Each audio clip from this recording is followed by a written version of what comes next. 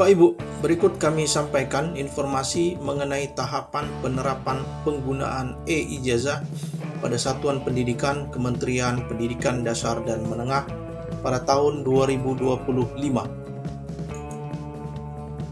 Hal ini diatur dalam Peraturan Menteri Pendidikan Kebudayaan Riset dan Teknologi Nomor 58 Tahun 2024 tentang ijazah jenjang pendidikan dasar dan pendidikan menengah yang ditetapkan pada tanggal 7 Oktober tahun 2024. Disebutkan dalam pasal 5 ayat 1, ijazah dan transkrip nilai disahkan dengan tanda tangan Kepala Satuan Pendidikan.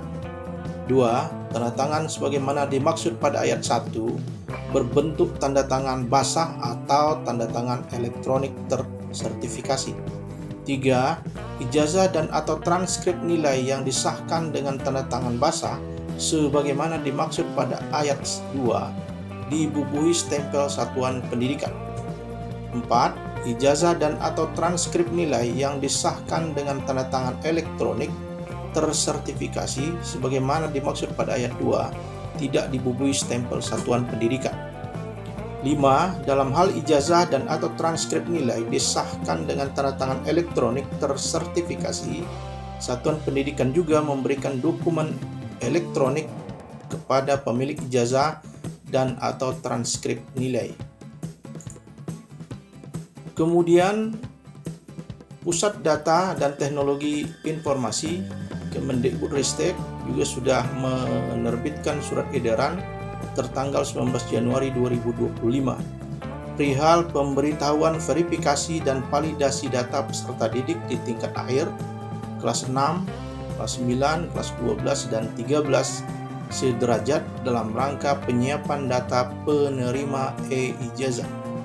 Yang terhormat Kepala Dinas Pendidikan Provinsi, Kepala Dinas Pendidikan Kabupaten Kota seluruh Indonesia. Berdasarkan Peraturan Menteri Pendidikan, Kebudayaan Riset dan Teknologi Nomor 58 Tahun 2024 tentang ijazah jenjang pendidikan dasar dan pendidikan menengah, Pusat Data dan Teknologi Informasi Kementerian Pendidikan, Kebudayaan Riset dan Teknologi menyiapkan data awal calon penerima e-ijazah yang dapat diakses melalui laman referensi data Kemdikbud.go.id. Sehubungan dengan itu, kami meminta bantuan saudara menginstruksikan Kepala Satuan Pendidikan yang ada di wilayah saudara untuk memastikan hal-hal sebagai berikut. 1. Satuan Pendidikan memastikan kesesuaian nama Satuan Pendidikan sebagaimana tercantum pada izin penyelenggaraan.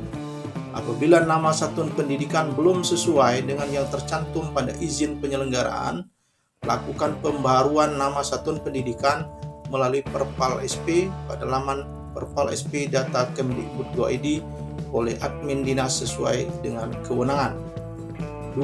Satuan Pendidikan memastikan kesesuaian jumlah peserta didik tingkat akhir pada laman referensi data Kemdikbud.go.id.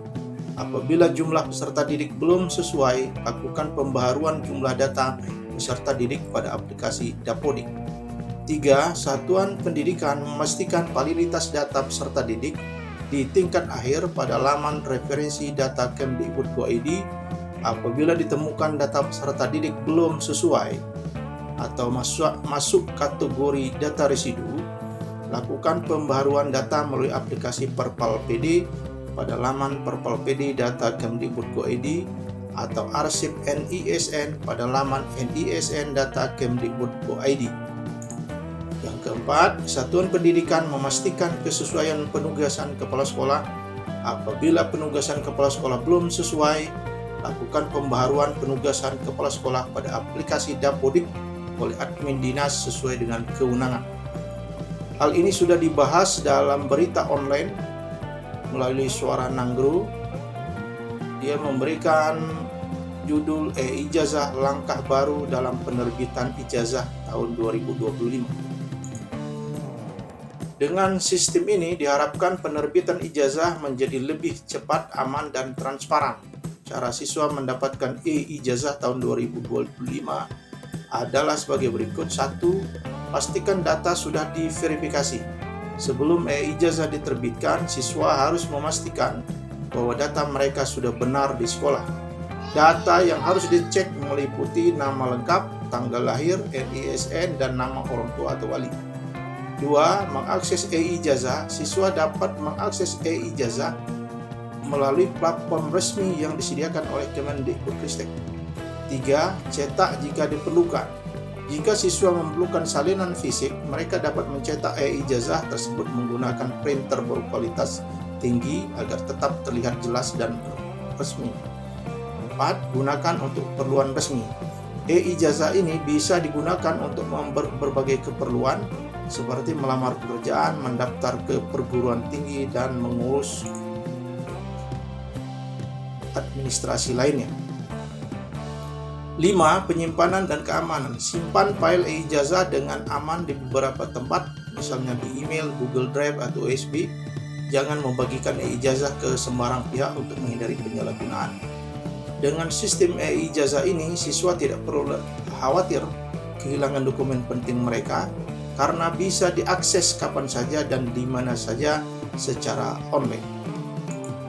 Demikianlah informasi yang diberikan, semoga bermanfaat. Terima kasih.